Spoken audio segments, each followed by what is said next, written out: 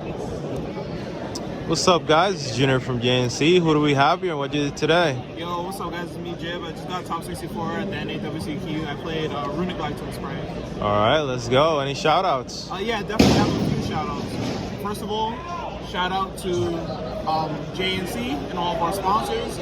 Shout out to the barbershop, my server. Shout out to everyone who helped me, everybody who lent me cards, especially mainly Tristan. Tristan lent me most of like the Runick stuff, so big shout out to Tristan. I love him. Yeah, shout out to family and all that stuff, you know?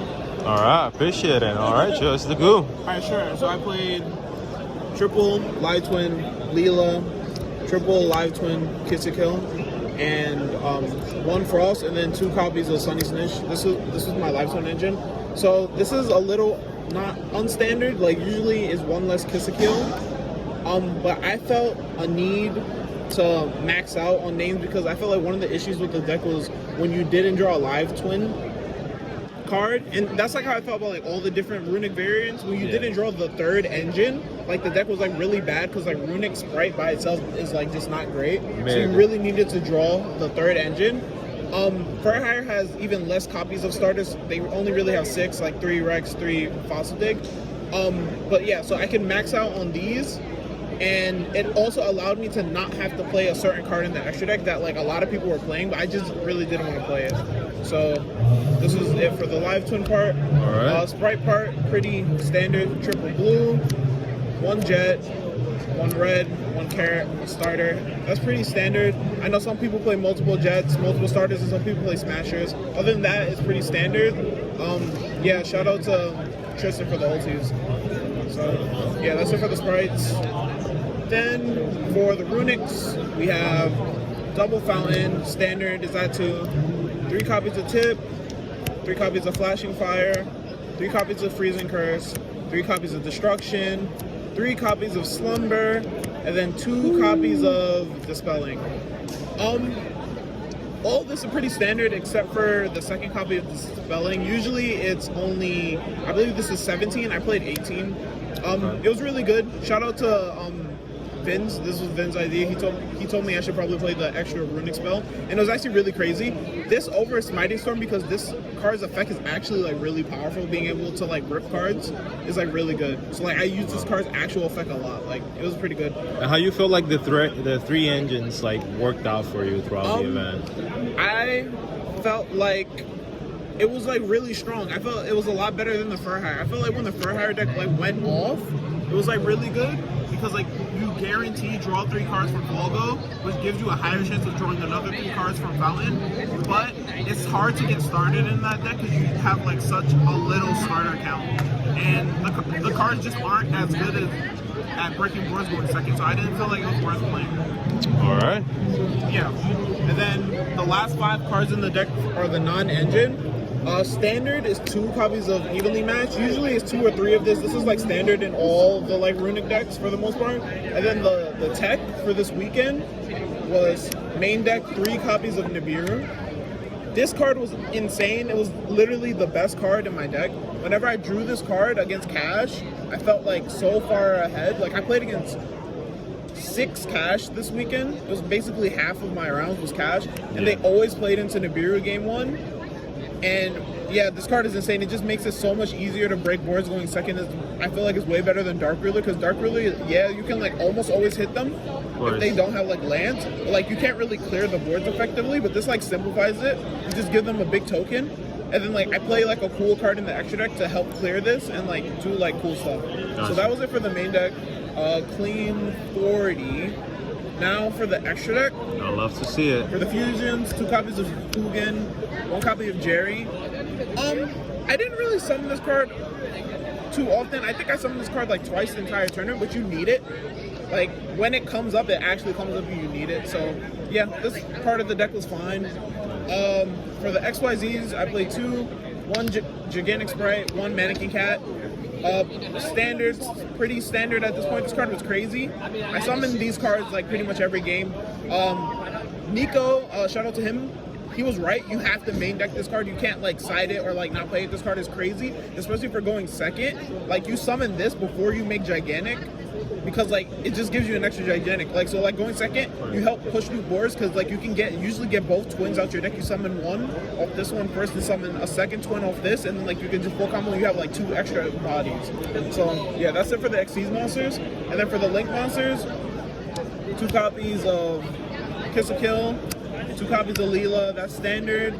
1 IP, 1 Muckraker. And then the spicy card of the weekend was 1 Sky Striker Ace Azalea. Alright, talk to about how did it work. So the theory behind this card was one of like the limiting factors of this deck compared to the Fur Hire version was you were limited in the non-engine slots you can play because you had to keep your board cleared for live tune monsters. Like the live tune monsters conditions that you control, no monsters. So you couldn't really effectively play cards like Nibiru, play cards like the Bestials, which I felt was like a big problem. Or like going second, start with like a Runick spell to summon in the draw phase and start with sprites if you had like live tune. Like it was really awkward. So shout out to Vince again. He helped me like a lot building this deck. And I was talking to him about the deck. He was like, yeah, he likes it, and he suggested this card. He was like, I think this card should be good. Like, I don't know if he had played it already, but he was like, yeah, I think this card should be good. So I just started testing it a lot. And I was like sold when I started testing it. I'm like, yo, this card is crazy going second. Like, I can nip my opponent, summon a Runick spell, pop another card, clear my board for a live swing, and just start comboing. Or like Bestials, like this card is crazy. Wild. And wild. yeah, I highly recommend that you play it in this deck. I think it's crazy.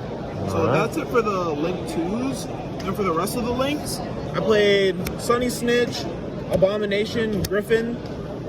Yeah, so the standard combo, you go for Griffin on your opponent's turn. If that combo resolves, you usually just win the game on the spot. You usually can't lose if you resolve Griffin. Because, like, you get a draw, you get a card set, which is, like, really good, and, like, you skill drain them. So, like, if that combo resolves, you pretty much win the game. So that's it for the extra deck.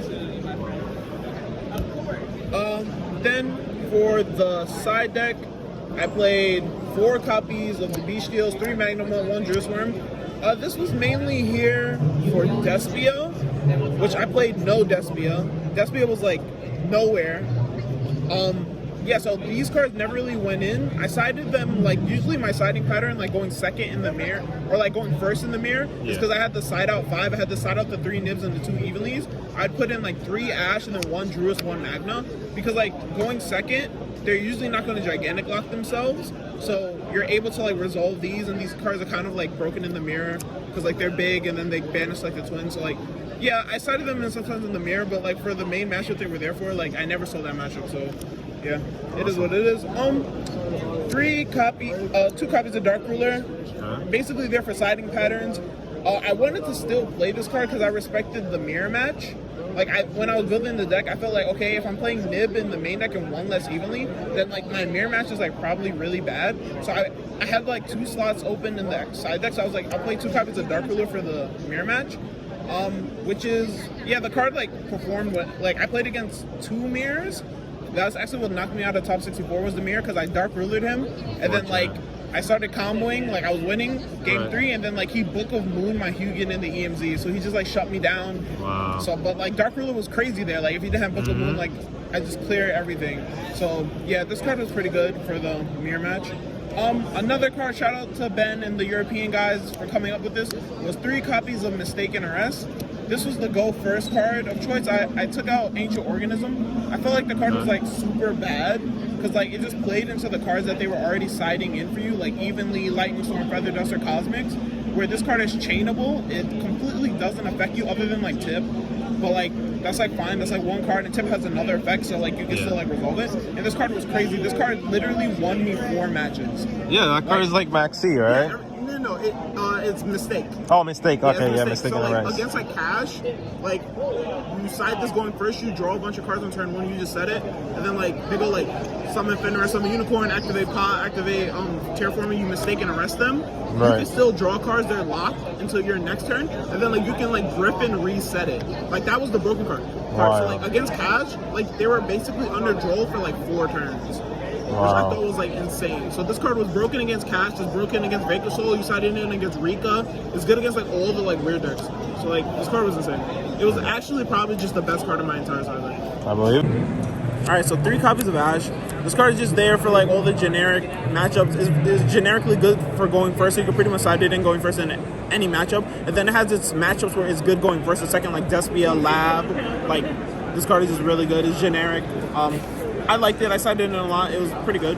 It won me round 11. 1 copy of Red Resonator. You kind of have to play it. Yeah, it feels like kind of crummy to resolve, but like sometimes, like a thing about this deck is you can gain so much advantage, but you just don't have a battle phase like 90% of the time. So you need a card in order to just differentiate life points in like those time scenarios. You usually don't go to time, quote unquote, but like I will say like every one of my matches went down to like 2 minutes because like this deck is just like so grindy, and like a lot of the times your opponent just won't scoop. Like they'll just like keep on playing because like you're not attacking, so like they have like infinite turns, so you need like a card that like puts pressure, like okay, I summon this card, I gain, so like now you either have to like now you have to break my board or you lose, you know. So this card was like pretty good. Last 2 cards, third evenly match for siding patterns for like the mirror match and like certain other matchups. You just want the third evenly, so you would take out like nibs and like other cards and then put in the third evenly. Last card of my side deck, it was the worst card of my side deck. I wish it was something else. It was Chaos Hunter.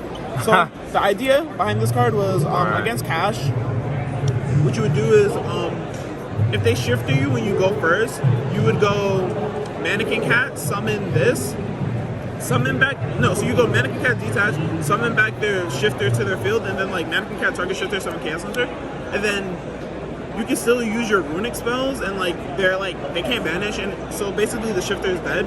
But like a lot of the times, just putting a monster on their board and having everything on your board in defense is enough to beat them already, which I was told by some of my friends, shout out to Sons, he told me that, but I still played it anyways because of like what some other people were telling me. They were like, yeah, you should probably just play it.